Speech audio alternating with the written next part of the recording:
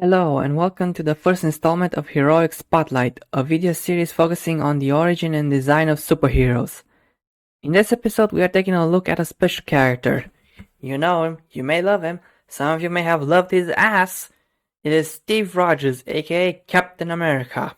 Captain America is a superhero created by Joe Simon and Jack Kirby who appears in American comic books published by Marvel Comics. The character first appeared in Captain America Comics number 1, published on December 20, 1940 by Timely Comics, a corporate predecessor to Marvel. Captain America's civilian identity is Steve Rogers, a frail man enhanced to the peak of human physical perfection by an experimental super soldier serum. After joining the United States Army to aid the country's efforts in World War II, it is equipped with an American flag-inspired costume and a virtually indestructible shield. Captain America and his sidekick Bucky Barnes clash frequently with the villainous Red Skull and other members of the Axis powers. In the final days of the war, an accident left Captain America frozen in a state of suspended animation until he was revived in modern times. He resumes his exploits as a costume hero and becomes leader of the superhero team The Avengers, but frequently struggles as a man out of time to adjust to the new era. The character quickly emerged as Timely's most popular and commercially successful wartime creation upon his original publication. Though the popularity of superheroes declined towards the end of the war and into the post-war period, and Captain America Comics was discontinued in 1950. The character saw a short-lived revival in 1953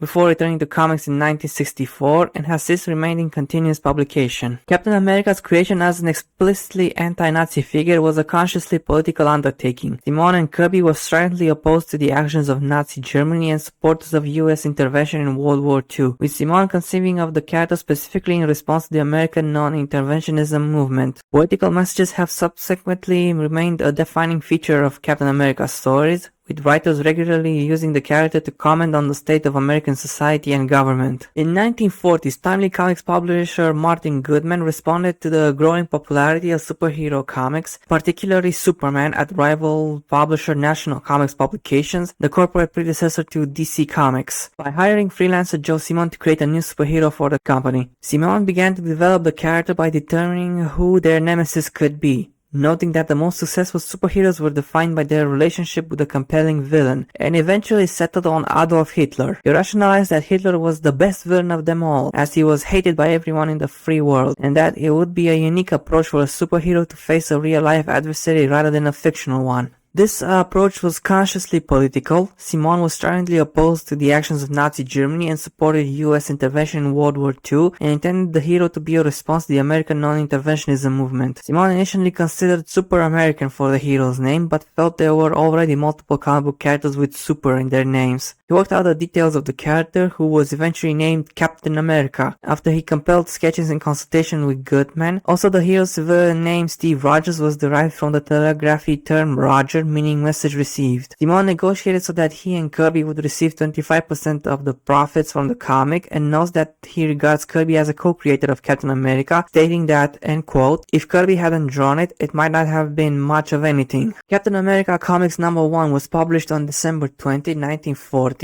While the front cover of the issue featured Captain America punching Hitler, the comic itself established the Red Skull as Captain America's primary adversary, and also introduced Bucky Barnes as Captain America's teenage sidekick. Simon stated that he personally regretted Captain America's origin story, in which the frail Steve Rogers becomes a super soldier after receiving an experimental serum, as, quote, the weakest part of the character, and that he and Kirby, quote, didn't put too much thought into the origin, we just wanted to get to the action, end of quote. Kirby designed the series' action scenes with an emphasis on a sense of continuity across panels, saying that he choreographed the sequences as one would a ballet, with a focus on exaggerated character movement. Kirby's layouts in Captain America comics are characterized by their distorted perspectives, irregularly shaped panels, and the heavy use of speed lines. The first issue of Captain America comics sold out in a matter of days, and the second issue's print run was set at over 1 million copies. Captain America quickly became Timely's most popular character, with the publisher creating an official Captain America fan club called the Sentinels of Liberty. Circulation figures remained close to 1 million copies per month after the debut issue, which outstripped even the circulation of news magazines such as Time during the same period. Captain America Comics was additionally one of 189 periodicals that the US Department of War deemed appropriate to distribute to its soldiers without prior screening. The character would also make appearances in several of Timely's other comic titles, including All Winners Comics, Marvel Mystery Comics, US USA Comics and All Select Comics. Though Captain America was not the first United States themed superhero, a distinction that belongs to the Shield at MLJ Comics, he would become the most popular patriotic American superhero of those created during World War II. Captain America's popularity drew a complaint from MLJ that the character's triangular heater shield resembled too closely the chest symbol of the character the Shield, prompting Goodman to direct Simon and Kirby to change the design, beginning with Captain America Comics #2. The revised round shield went on to become an iconic element of the character. Its use as a discus-like throwing weapon originated in a short prose story in Captain America Comics #3, which was written by Stan Lee in his professional debut as a writer. Timeless publication of Captain America Comics led the company to be targeted with threatening letters and phone calls from the German-American Bund, an American Nazi organization. When members began loitering on the streets outside the company's office, police protection was posted, and New York Mayor Fiorello LaGuardia personally contacted Simon and Kirby to guarantee the safety of the publisher's employees. Simon wrote the first 2 issues of Captain America Comics before becoming the editor for the series. They would be the only Captain America stories he would ever directly write. While Captain America generated acclaim and industry fame for Simon and Kirby, the pair believed that Goodman was withholding the promised percentage of profits for the series, prompting Simon to seek employment for himself and Kirby at National Comics publications. When Goodman learned of Simon and Kirby's intentions, he effectively fired them from Timely Comics, telling them they were to leave the company after they completed work on Captain America Comics issue #10. The authorship of Captain America Comics was subsequently assumed by a variety of individuals, including Otto Binder, Bill Finger, and Manly Wade Wellman as writers, and Al Avison, Vince Alasia, and Sid Shows as pencilers. Superhero comics began to decline in popularity in the final years of the war and into the post-war period. This prompted a variety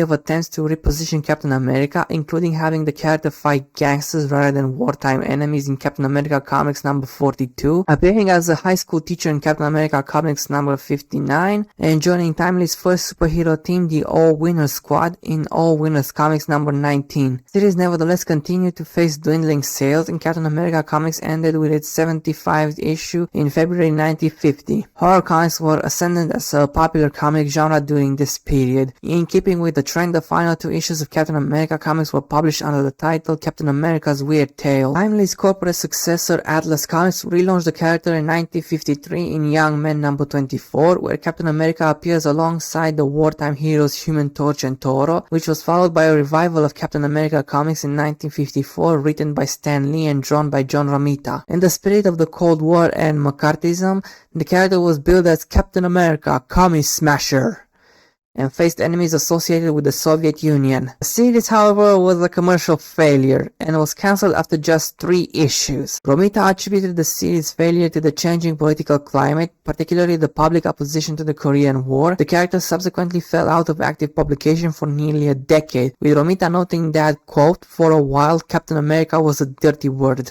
Captain America made his ostensible return in the anthology Strange Tales #114 in November 1963, published by Atlas corporate successor Marvel Comics. In an 18-page story written by Lee and illustrated by Kirby, Captain America re-emerges following years of apparent retirement, though he is revealed as an imposter who is defeated by Johnny Storm of the Fantastic Four. A caption in the final panel indicates that the story was a test to gauge interest in a potential return for Captain America. The reader response to the story was enthusiastic, and the character was formally reintroduced in Avengers #4 in March 1964. Avengers #4 retroactively established that Captain America had fallen into the Atlantic Ocean in the final days of World War II, where he spent decades frozen in ice in a state of suspended animation before being found and recovered. Captain America's solo stories, written by Lee with Kirby as the primary penciler, were published in the anthology Tales of Suspense alongside solo stories focused on fellow Avengers member Iron Man, beginning in November 1964. The character also appeared in Lee and Kirby's World War II set Sergeant Fury and his Howling Commandos, beginning in December same year. These runs introduced and retroactively established several new companions of Captain America, including Nick Fury, Peggy Carter, and Sharon Carter. In 1966, Joe Simmons sued Marvel Comics, asserting that he was legally entitled to renew the copyright on the character upon the expiration of the original 28-year term. The two parties settled out of court, with Simon agreeing to a statement that the character had been created under terms of employment by the publisher and was therefore work for hire owned by the company. Captain America's self-titled ongoing series was relaunched in April 1968 with Lee as writer and Kirby as penciler. Kirby later departed the series and was replaced by Jim Collan. In 1969, writer and artist Jim Steranko authored a 3-issue run of Captain America. Despite the brevity of Steranko's time on the series, his contribution significantly influenced how Captain America would be represented in post-war comics, re-establishing the character's secret identity and positioning the character as deeply conflicted by the tension between America as it idealizes itself to be an American in reality, a theme that would reoccur frequently in Captain America comics in the subsequent decades. Media scholar J. Richard Stevens notes that Steve Rogers' personality has shifted across his editorial history, a fact he sees as a natural consequence of character being written and reinterpreted by many writers over the span of multiple decades. However, he identifies two aspects of the character's personality that have remained consistent across expressions: his uncompromising purity